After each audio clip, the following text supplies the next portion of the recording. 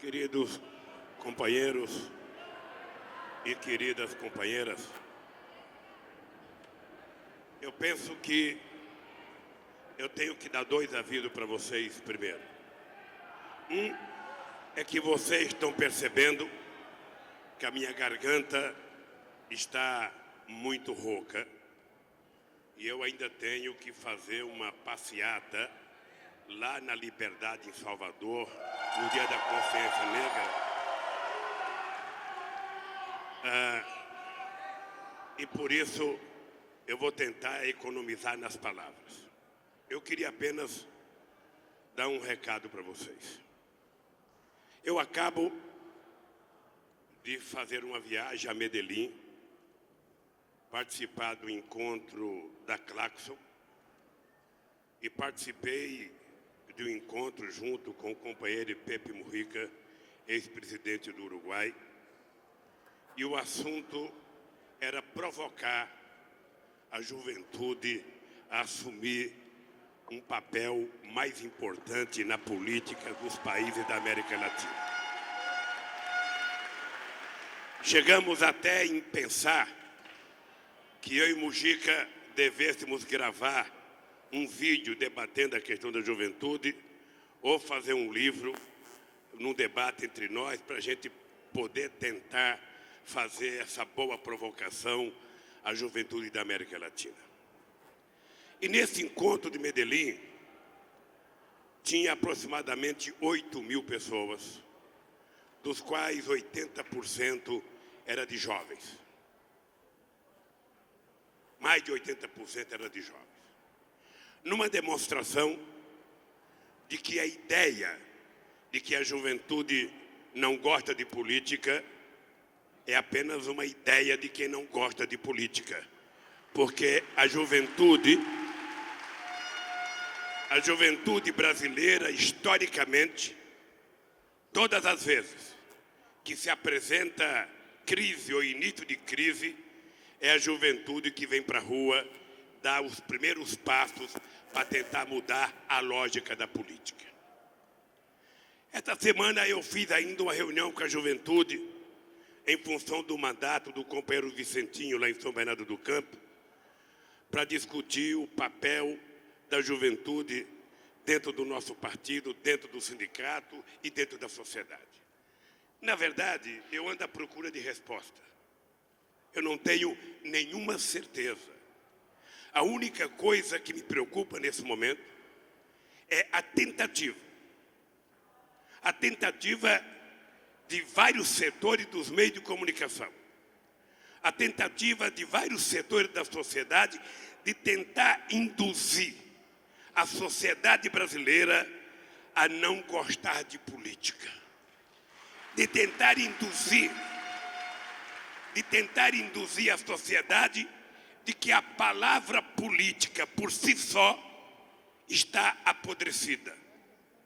E quem tenta resolver os problemas, se a política não funciona, possivelmente seja um programa de televisão, possivelmente seja um apresentador, possivelmente seja o que está criticando a política. Então eu queria chamar a atenção de vocês para o papel que está reservado à nossa juventude. Eu quero lembrar vocês que eu estou pensando num ato que houve em 1980 no Colégio Sion. Tinha mais gente do que tem aqui. Havia muito mais radicalismo do que existe aqui. Muito mais. Muito mais. As palavras de ordem que eu estou vendo aqui é doce de cupuaçu em relação às palavras de ordem que a gente ouvia no Colégio Sion. No Colégio Sion ninguém conseguia falar, ninguém era ouvido. Só o companheiro Apolônio de Carvalho é que conseguiu dar umas palavras no Colégio Sion, porque tinha tudo que vocês possam imaginar e um pouco mais.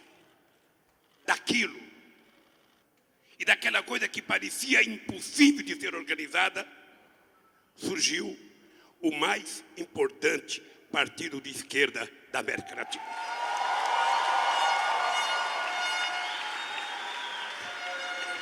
E esse é um valor extraordinário que o PT precisa aprender a valorizar.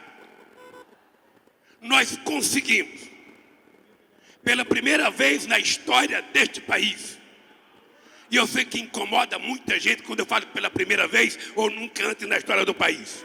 Pela primeira vez, nós conseguimos criar um partido de esquerda que estabeleceu a convivência democrática na diversidade, sem pedir para ninguém abrir mão das suas convicções.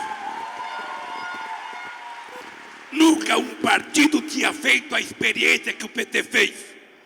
Tinha todas as correntes.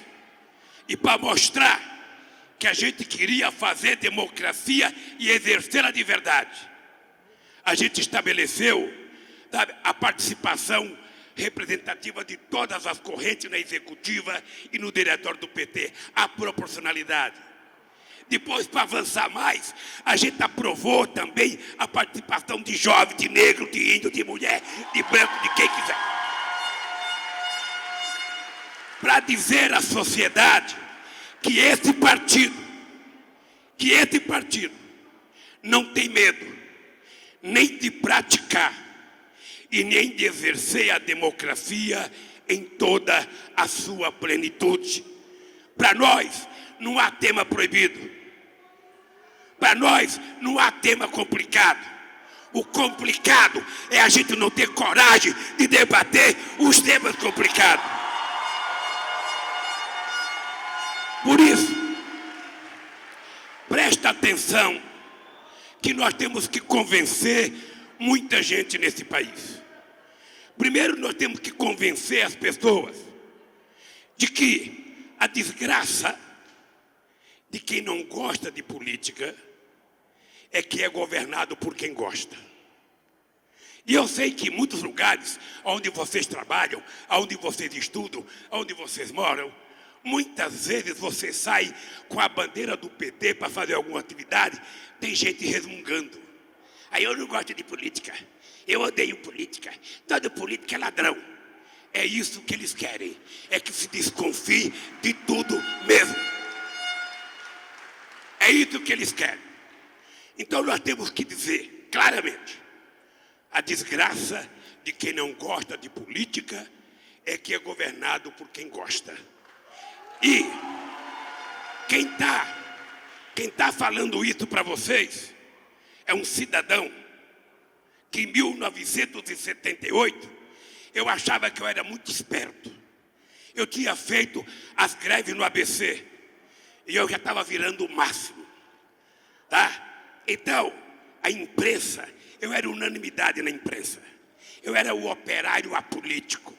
Eu era o operário que eu ainda dizia assim para esnobar: eu não gosto de política e não gosto de quem gosta de política. A imprensa adorava o operário puro, o operário só operário, que não quer o poder. O que eles não sabiam é que a classe trabalhadora me fez entender que a luta sindical por si só não permite que a gente faça tudo o que a gente tem que fazer no país.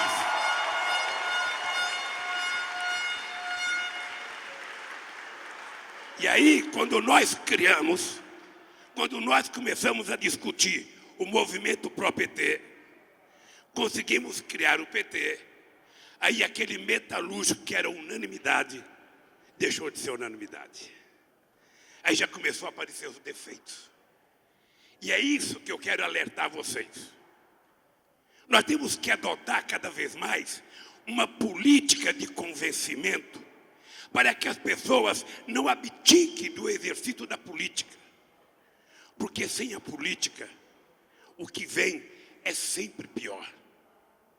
É só vocês pegarem a história da humanidade. Toda vez que se negou a política, o resultado foi pior. Aqui neste país, Quando se negou a política em 1964, veio um regime autoritário que ficou 23 anos aqui, proibindo o exercício da democracia. Na Itália, quando se negou a política e nenhum partido prestava, quem é que ganhou? Não foi a esquerda, foi o Berlusconi. Se a gente imaginar o discurso de Hitler na Alemanha nazista, a gente vai perceber que a negação da política permitiu que o nazismo ocupasse o espaço que ocupou. Portanto, nós do PT, nós da esquerda brasileira, nós temos que ter orgulho, porque nós temos coisa para dizer para a sociedade brasileira, sabendo que nós não fizemos tudo, sabemos que nós temos muita coisa para fazer neste país, mas nós temos que perguntar o que era este país antes de nós chegarmos ao poder em 2003. O que era este país? Como é que as mulheres eram vistas na política? Quantos meninos e meninas, negros e negras, frequentavam a universidade? Quantas pessoas já tinham conversado com quilombolas? Quantas pessoas tinham dado atenção à juventude? Nós ainda devemos muito à sociedade brasileira. Mas nós, certamente, fizemos mais do que já foi feito em qualquer outro momento da história desse país para garantir a participação da sociedade. Só no meu mandato foram 74 conferências nacionais. 74 definindo as políticas públicas que nós íamos colocar em prática nesse país. Políticas públicas que nem sempre era feita. Ou vocês acham que a sociedade brasileira aceita tranquilamente a entrada de pobre na universidade? Ou vocês acham que eles aceitam tranquilamente as cotas para garantir a participação dos negros na universidade? Incomoda porque, teoricamente, este país foi preparado para ser governado apenas para 1/3 da sociedade. 1/3 podia andar de avião, 1/3 poderia estudar. A coisa que mais me envergonha é saber que a elite brasileira que governou esse país, a elite bem formada, a elite bem estudada, a elite que tinha pós-graduação, ela não teve respeito por esse povo. E eu vou contar 3 casos para vocês. O Brasil não foi apenas o último país da América Latina a abolir a escravidão. O Brasil não foi apenas o último país da América Latina a fazer a independência. O Brasil foi o último país da América Latina a ter uma universidade. Gente do céu, Santo Domingo, Colombo chegou lá em 1492. Em 1507 já tinha a primeira universidade. O Peru, em 1550, já tinha a primeira universidade. A Bolívia, em 1640. Em 1918, a Argentina já tinha feito a sua primeira reforma universitária. E a nossa primeira universidade data de 1922. Esta é a prova mais forte de que a elite brasileira que governou este país nunca se interessou para que o nosso povo tivesse a oportunidade de estudar. E nunca tiveram, porque os filhos deles iam para Coimbra, iam para Sorbonne, e para qualquer outra universidade. E os nossos, eles já sabiam que a gente tinha que terminar o ensino fundamental, tirar a carteira profissional e ir trabalhar. Quando tinha sorte, fazia um cursinho técnico, como eu fiz, como Paulo Camoto fez, e quem sabe muitos aqui, para trabalhar numa empresa. Mas a universidade era uma coisa quase que invisível aos nossos olhos. Quando nós resolvemos dizer que a coisa que mais garantia a igualdade de oportunidades era a educação, quando nós decidimos numa reunião ministerial, é proibido utilizar a palavra gasto para falar em educação. Educação se fala em investimento e não em gasto. Quando nós resolvemos triplicar o orçamento da educação, quando nós resolvemos fazer com que 75% do royalties do petróleo vá para a educação, quando nós mandamos o projeto de lei que aprovou o Plano Nacional de Educação, que até 2024 tem que ser cumprido, a juventude do PT e as outras juventudes de outros partidos políticos, a UNE, tem um compromisso, é fazer com que o Plano Nacional de Educação seja popularizado.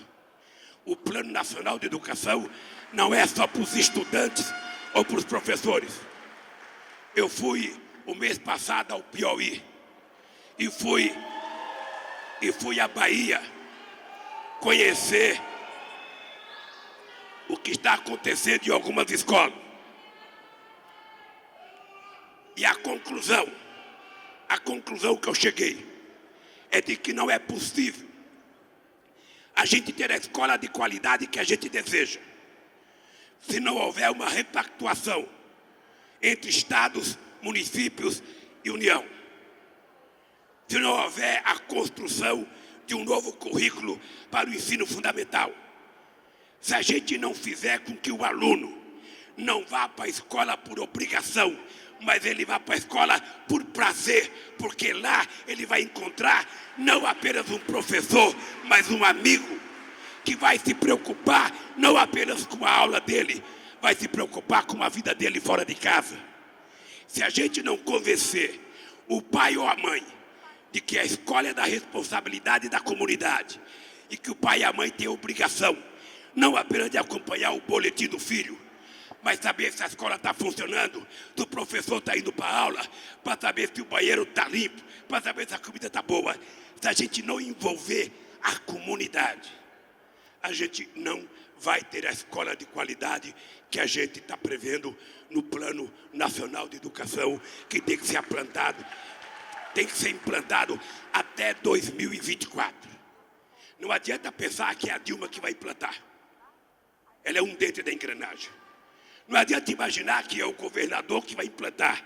Ele é outro dentro da engrenagem. Não adianta imaginar que é só o prefeito que vai implantar. Ele é outro dentro da engrenagem. Os demais dentro da engrenagem é o povo brasileiro que tem que ter a educação de qualidade para que este país, daqui a alguns anos, não seja apenas exportador de soja ou de carne de boi ou de suco de laranja, que seja exportador de inteligência, de conhecimento, de coisa muito mais sofisticada que o mundo está precisando. E vocês é que têm energia para isso. Vocês é que têm força para isso. Não é um velhinho de 70 anos como eu, que já estou o pozinho da rabiola. É vocês que têm energia. E é importante vocês divergirem aqui, é importante vocês discordarem, mas vai chegar um momento que vocês vão eleger uma nova direção e um novo programa de luta. E aí não tem corrente, aí é o Partido dos Trabalhadores que vai para a rua para fazer as coisas acontecer. E é importante lembrar que não tem 2018 se a gente não tiver 2016. É importante lembrar que nós precisamos construir 2016. Nós precisamos ter candidatos aonde pudermos ter candidato.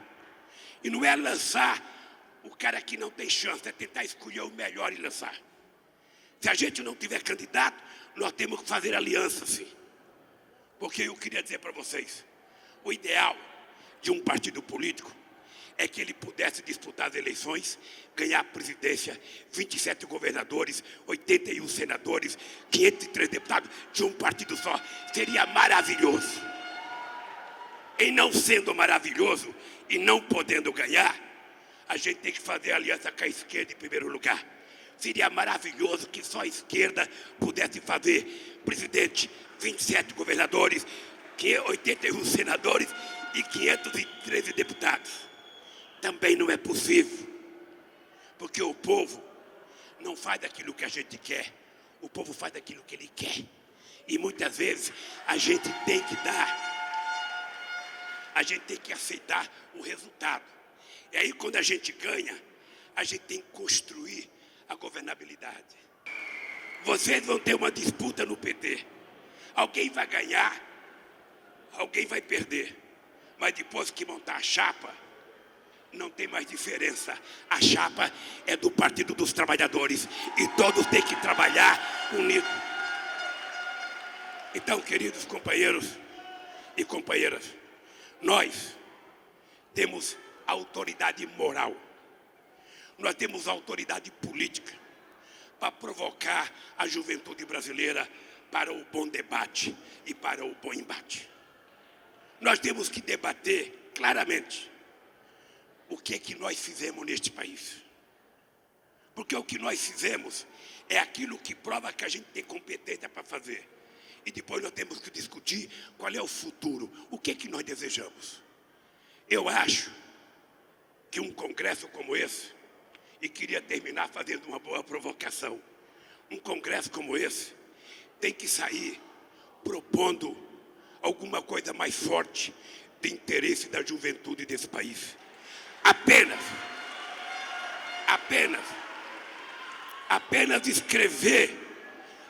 escrever num documento, fora Levi ou fora PMDB, é muito pouco. É muito pouco. Me desculpem, mas é muito pouco. Eu quero saber qual é a proposta nossa da juventude para a educação neste país. Eu quero saber o que eu não sei. Eu quero que vocês me digam o que eu não sei. Porque aquilo que eu não souber, eu prometo que eu vou levar. Eu prometo que eu vou levar para o Raul Castro em Cuba, como é que está pensando a juventude brasileira. Eu vou levar para o Pepe Mujica no Uruguai, como é que está vivendo como é que está querendo a juventude brasileira. E aí vocês vão dizer para nós, vocês podem.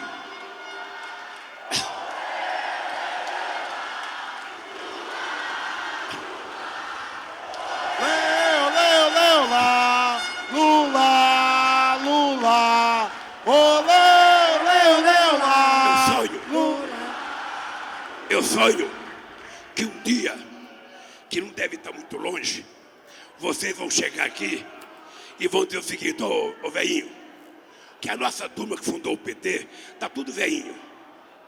Eu e o Rio Falcão somos dos mais novos, 71 e 70. Eu sonho que um dia vocês vão chegar aqui e falar: velharada, vai se aposentar. Vocês estarão jubilados a partir de agora. Vocês estarão aposentados e nós vamos assumir a construção deste país e a construção desse partido. Tá? E eu quero dar outro conselho para vocês.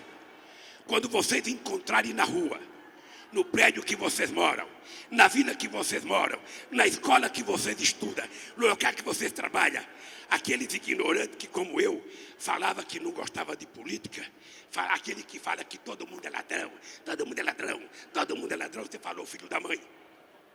Ô filho da mãe, todo mundo é ladrão. Todo mundo é ladrão, ninguém presta. Ninguém presta, não presta o PT, não presta o PCdoB, não presta o PDT, não presta o PMDB, não presta ninguém. Então, sabe o que você faz? Entra você na política, porque você é o político que está faltando para o país. Porque não é correto o cidadão falar bobagem e querer que eu faça o que ele tem que fazer. Então,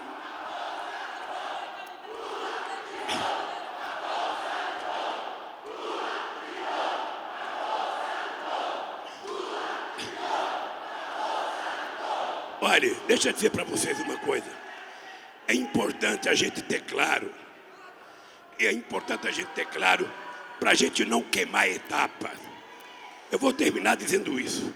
É importante a gente não queimar etapa. Veja, a primeira coisa que nós temos que fazer nesse país, se a gente quiser pensar em 2018, é a gente saber que eles estão com ódio, porque quando terminar o mandato da Dilma, nós seremos o partido que mais tempo governou este país. Você veja que no debate que eu fui com o Roberto Dávila, ele perguntou para mim: você não acha que a alternativa de poder é importante? Eu acho, mas ele poderia falar para os tucanos que estão governando São Paulo desde 82. Poderiam falar. Então veja, antes da gente pensar em 2018, em 2016, nós temos que ajudar a companheira Dilma a sair da encalacrada que a oposição colocou a gente depois das eleições. Eu pensei que eles tinham aprendido comigo, que perdi 3 eleições e não reclamei nenhuma vez. Perdi as eleições, ia para casa lamentar, me preparar para disputar. Nunca, vocês nunca viram eu fazer uma manifestação contra o vitorioso. Eles perderam e não souberam perder. O que pode acontecer de mais grave para eles é que eles já perderam a 4ª, e se continuar com essa ignorância política, pode perder a 5ª, pode perder a 6ª e pode perder muitas vezes.